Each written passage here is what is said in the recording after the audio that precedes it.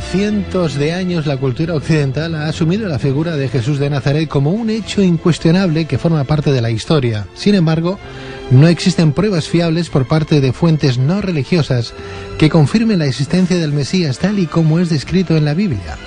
A pesar que la Iglesia cristiana confirma como indiscutible la existencia de Jesús, hasta tal punto que marcó en la historia de la humanidad, lo cierto es que no fue hasta el siglo VI cuando se inventó el sistema cronológico de antes y después de Cristo, adaptándose definitivamente en el siglo XI.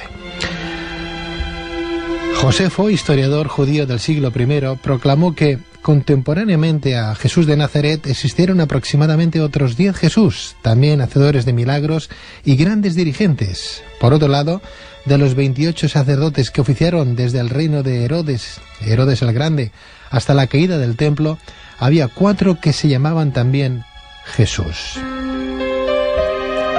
Sin embargo, en la creación del mito salvador de Jesucristo influyeron varios dioses precristianos y contemporáneos de la época, principalmente de los celtas, egipcios, griegos, romanos e indios. Gran prueba de ello lo encontramos en los atuendos y objetos usados por la Iglesia Católica. Un claro ejemplo lo hallamos en la mitra que usan los cardenales o arzobispos para adornar su cabeza y que ya era descrito en los Vedas, libro sagrado de la India, unos 1500 años antes de Cristo.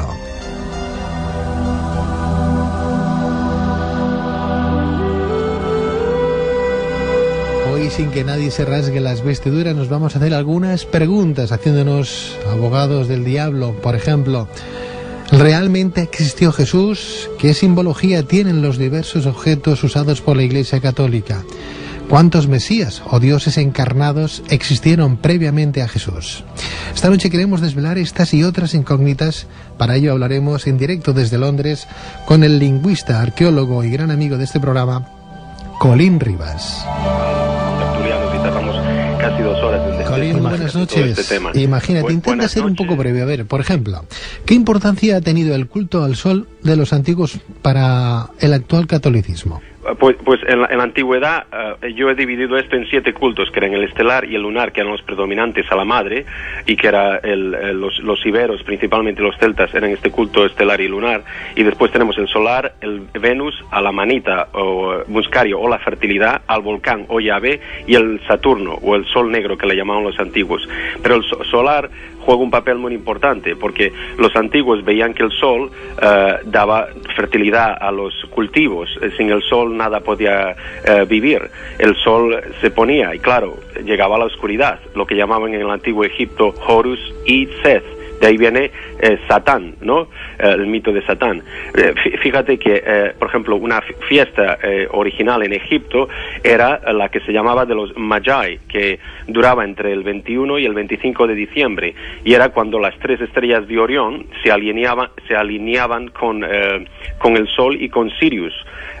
Sirius es la estrella de Belén. A esas 3 estrellas le llamaban los 3 reyes o los 3 Magi, que hoy llamamos los 3 magos de Oriente, obviamente, porque venían de ahí. Esto todo está documentado y lo ves en las paredes, por ejemplo, como de Luxor. Ves la natividad de Horus, que empieza el 25 de diciembre y termina el 6 de enero, que después copiaron los griegos y copiaron los romanos con su Natalis Soli Invicti, principalmente, o la Saturnalia, claro. Porque, Colin, Nazaret como pueblo o localización nunca fue mencionado en la Biblia, o no. En la Torá, por ejemplo, en otros libros históricos romanos. Además, se conoce que esta ciudad no existió, al parecer, hasta el siglo II. Dime, ¿qué interés pudo haber tenido, por ejemplo, el Vaticano en añadir la ciudad de Nazaret en los libros sagrados como lugar de nacimiento del Mesías? Porque había una secta que era bastante grande y era dominadora, sobre todo en el área de Jerusalén y el Mar Muerto, que se llamaban los esenios. Y los esenios, uno de sus jefes, que era el maestro de la rectitud, se hacían llamar el Consejo de los 12, que eran los nazarenos o los Nadrabrit, Ra de Amen-Ra y Brit de Barat, el dios Barat antiguo de Mesopotamia y también del Cáucaso. Fíjate que Gran Bretaña le llaman Britain, británico, y viene de ese nombre, Brigantia, nombres que tenéis ahí también en la península ibérica. Nazaret no es mencionado ni una sola vez en el Antiguo Testamento. El libro de Josué, por ejemplo, el 19, 10, 16, si no recuerdo mal, en lo que pretende ser el proceso de establecimiento de la tribu de Zebulón, en esa área enumera 12 poblaciones y 6 aldeas, pero omite a Nazaret del listado. No aparece. El Talmud, aunque enumera 63 poblaciones galileas, no sabe nada de Nazaret y tampoco de la literatura rabínica antigua. San Pablo no dice nada de Nazaret. Las epístolas del Rabí Soli, por ejemplo, reales y falsas, mencionan a un Jesús 221 veces, pero ninguna a Nazaret. Ningún antiguo historiador o geógrafo menciona Nazaret, y es notada por vez primera al comienzo, me parece, de la primera centuria.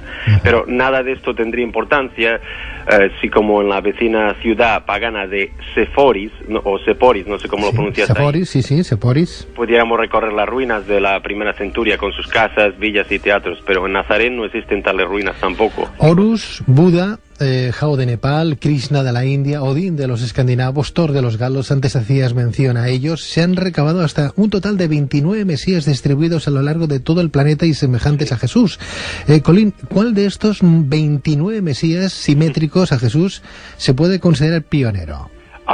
Hay muchos paralelos, o sea, empieza, por ejemplo, si quieres volver mucho en el tiempo, como casi 6.000 años antes, puedes ver a la Trinidad, que es Shemirasi, Tammuz y Nimrod. No sé si te suena, de Babilonia y Mesopotamia. E incluso Nimrod es considerado como el rey pez, o que viene del agua, el que bautiza. A veces tiene nombre que se llama Oans, de ahí viene nuestro nombre de Juan.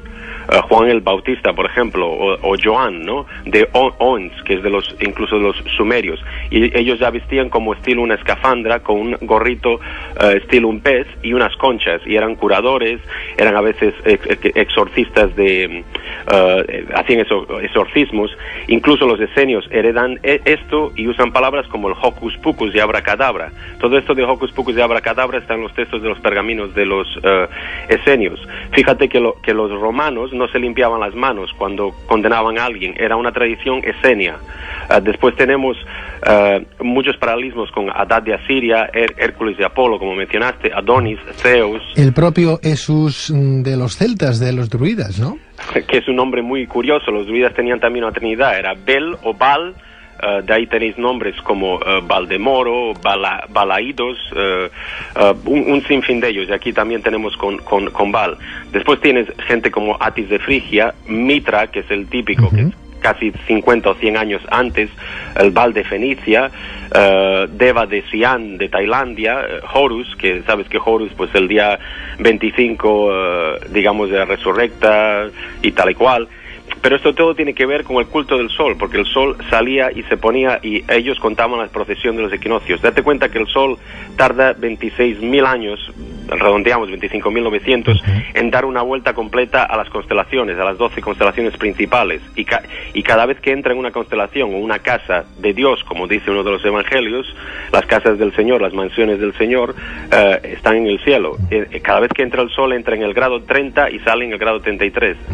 Me viene a la cabeza, por ejemplo, Belén, en hebreo, significa casa del pan, si no recuerdo mal, ¿no? Es casa del pan. Casa del pan, ¿no? El profeta Miqueas pronosticó además que el Mesías nacería en Belén, puesto que era el pan de la vida. Es curioso esas similitudes que hay, por ejemplo, con la cultura egipcia de Isis y Semirámide. Colín, los antiguos medían el gran ciclo solar de 26.000 años, tal y como tú apuntabas ahora, calculando que cada constelación dura aproximadamente unos 2.150 años. Sí, señor. O eras, ¿no? Sí. Al inicio de cada una, el Sol entra en el grado 30 y sale en el 33. Pero ¿tiene alguna relación el hecho de que Jesús apareciese para realizar su obra a los 30 años, muriendo a los 33? Fíjate que muchos de los profetas, incluso de Asia, es lo mismo, incluso Apolonio y Diana dicen eso. Fíjate en la masonería, pero la masonería es un culto estelar y solar. Ellos tienen el grado 30, 31, 32 y 33. Fíjate que Jesús en los evangelios desaparece a los 12. Y es porque los egipcios, el mediodía era donde el sol estaba lo más alto, ¿entiendes? Y se iba al sur de Egipto con el Nilo. Entonces ellos dividían los tres partes, igual que dividían Isis, Horus o Set, o Isis, Osiris y Set. Hacían mañana, mediodía y tarde. Eran las tres fases.